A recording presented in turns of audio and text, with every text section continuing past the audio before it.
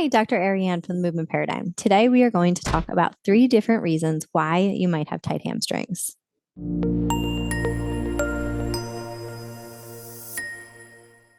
So, whether you or you know a friend or family member who's always had tight hamstrings, you can appreciate that it's actually quite a few people. I've worked with patients and clients for decades, and at this point, I've seen a lot of tight hamstrings. With that said, there's a lot of different reasons why that might happen. And actually, each person that has tight hamstrings is probably different from the other person. So, the 3 key things that we're going to talk about are number 1 is mechanical tension, number 2 is a neurological tightness, and number 3 is stability motor control dysfunction. So, as it relates to mechanical tightness, when we think of this, let's think of our tissue, which is meant to be elastic. So, think of it like a spring.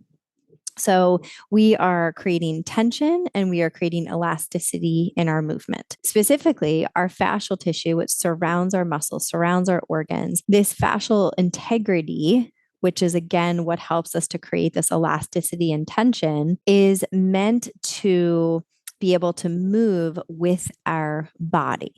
When we have things like muscle imbalances, compensations, we've had injuries, we've had things like a torn hamstring, we've had tendinopathies. All of these different things are causing changes in the tissue. So it can create a mechanical tension. It can create something called a fibrosis, where the tissue, we normally have these collagen fibers that are like this. And so when we have these changes in our tissue that can even result from emotional traumas, we could begin to have this cross-linking of our tissue. And so this cross-linking makes it strong, but not necessarily elastic. So this can be one area where mechanical tension can come into play as it relates to tight hamstrings. This is where we can work on things like soft tissue work, for example. So we can do self-myofascial release. So that could be using balls, that could be using foam rolls, and getting a little bit more specific into working with the tissue to help improve the elasticity of the tissue.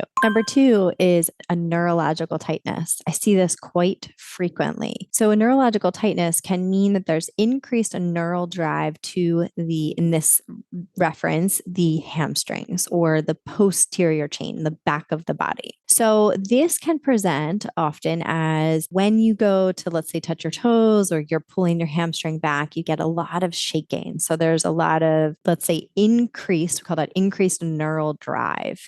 And sometimes it's very obvious when you see that. And there's this, I like to think of the volume is dialed up.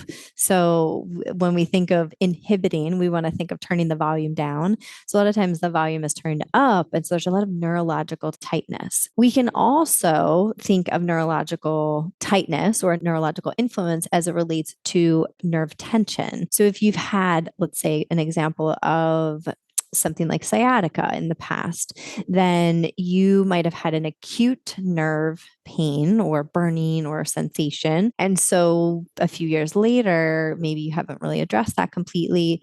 You might have nerve tension. So you're moving the muscle and think the nerve is ideally it's gliding like dental floss through the tissue. So if there's nerve tension, then it isn't really gliding so well. So you'll feel this kind of increased pull. So it's a little bit different than just the generalized neurological tightness, but falls under the realm of neurological in nature. In this case, we want to think about reprogramming this through very specific work. So, for example, you can begin by holding your leg up against the wall and holding that for a period of maybe 1 to 2 minutes or so, creating a down regulation of the nervous system, not where you feel there's increased pulling behind the knee, but where you just feel like there's a stretch, but it feels comfortable. Then, as you feel like you're able to do that for about a minute or so, then you want to create this really good pressure in the abdomen, making sure you're creating tension in the body, drive the down leg into the ground. So you're creating this irradiation or tension in the rest of your body. And while you do that,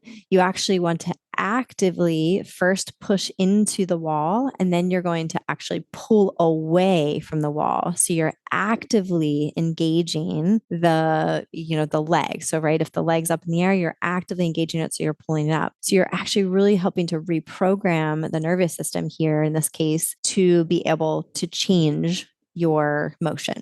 And the last is stability motor control dysfunction. So, this is essentially when we don't have the sequencing, the timing, or the coordination in perhaps the core, the pelvis to be able to touch. So, we have plenty of tissue extensibility.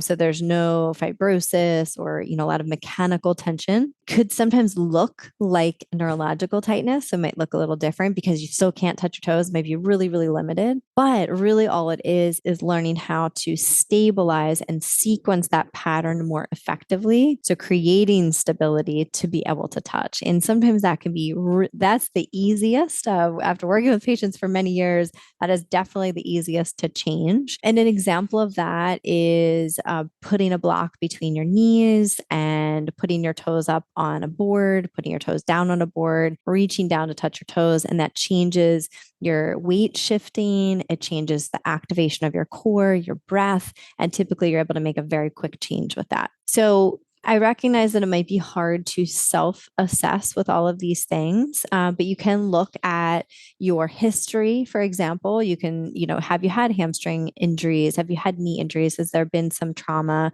physical trauma to the legs? How does that tissue feel in general? So if you're just kind of feeling through the hamstrings, how does that feel overall? And then you could also look at if you activate your core, are you able to change that really quickly, that pattern? And then it might fall into that stability pattern. And then if there's that like kind of increased shaking, really poor control, that might fall into that neurological tightness. So the key take home for this is that first, not all tight toe touches are the same. And I think that's really important because all of them are addressed uniquely and they should be, because this is one of our fundamental movement patterns is a toe touch, is ultimately a hip hinge or a deadlift.